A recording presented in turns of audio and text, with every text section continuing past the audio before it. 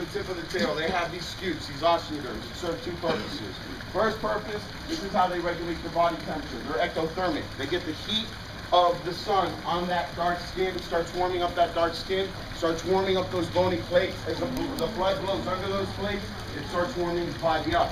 That's how he regulates his body temperature. But those same osteoderms, those same bony plates serve a second purpose. And that is, believe it or not, it's armor. It is meant to protect the animal, to withstand impact, especially from bigger gators. They were to try to jump on him. Basically, it will protect his organs, and it is vital organs, so that he doesn't actually get damaged. Now, because that is armor, and it's made to withstand impact and crushing force, there are no pain receptors attached to it. He has no feeling, no sensation. So, that's why a lot of people say, well, you hurt alligators when you wrestle them. No, you don't. There's nothing that a full-grown human can do to a full-grown adult alligator to hurt them because of the fact that there are no pain receptors. Now, I can grab his tail and use this advantage to my advantage. It's weakness on his part, but I'm going to use it to my advantage. Now, what I'm going to do is I'm going to go ahead and I'm going to bring him up to the middle where everybody can see the rest of the show. Are you guys ready? Yeah! Thank you. All right, here we go. Now, I'm not hurting the gator. He's hurting my back, though. Oh, no. He weighs over 300 pounds. I'm not going to tell you how much I weigh, but it's not 300 pounds. Now, all I'm doing is I'm restraining his body from being able to turn around and bite me. I forgot about that one. Hold on 1 second. Now, I'm also covering his vision so that he can't see where my hands are, and I'm trying to take away the visual strike. Now, this helps me also try to relax the animal.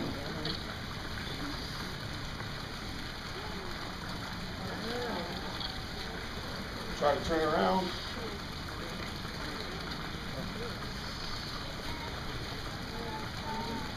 Not hurting him, guys. Trust me, but everything he can do to me, he can't hurt me.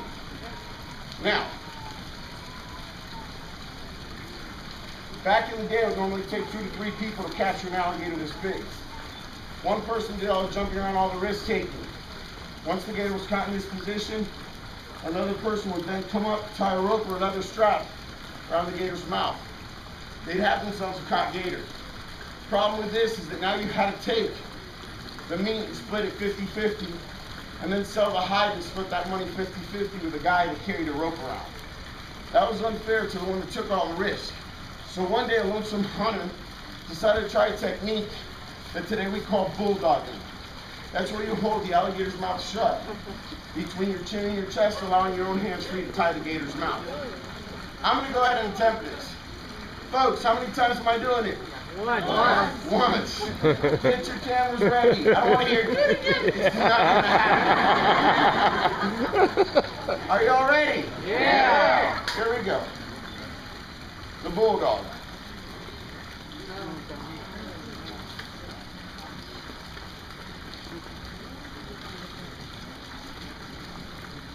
Woo! Yeah. I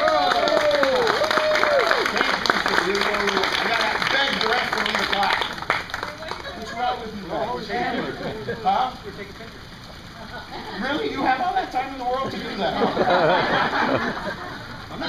I'm just joking. Guys, I know, but back in the day when the Native Americans would do that, people wouldn't clap. They thought that, ooh, if they clapped, the gator was going to bite his face. So they didn't understand that people were oohing and awing. So they decided to up the antes and invent stunts. Stunts that serve no purpose whatsoever but take cool pictures. This next one is one of those stunts. It's called the Florida Smile. How many times am I doing it? Once and only once. Get your cameras ready. Here we go. Are you ready? Yeah. I'm going to count it out. It's going to be on 3. 1, 2, 3. Thank you very much. That's not the Florida Smile. I just wanted you to take a picture of me. It's the only way people take pictures of me. The real Florida Smile is when you open up the alligator's mouth, exposing 80 teeth. There are 40 on top, there are 40 on the bottom. If you see there's a little bit of blood on the alligator, it's because each individual tooth of an alligator sheds every single year. They'll go through about 2,000 individual sets throughout their life. So when you see a gator's missing a tooth, it's because it's shedding off, and they break off, like I said, every year. Now, back in the day, people still weren't impressed by that. So the Native Americans had to come up with another way and another stunt. I don't like this one, but I have to do it anyway because this is the one that really makes our money. I like to call it the IQ test. If it goes wrong, it's called the face-off. No. Why are you laughing? It's not the cutest face in the world. It's the only one I have. Very sick sense of humor you have there. Are you guys ready? Yeah. All right, here we go.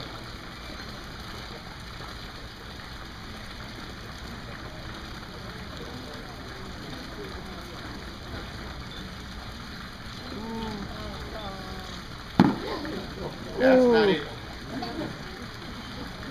Kids, stay in school. Do want to remind you guys, this is a live performance. Accidents can happen, will happen, and have happened. If something goes wrong, grab the children and walk away. And I seriously mean grab the children and walk away.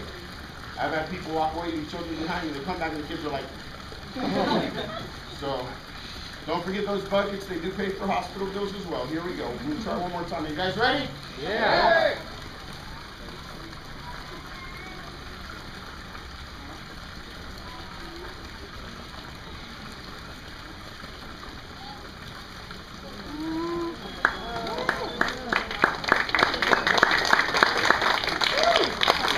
Now, what's the hardest part of alligator wrestling?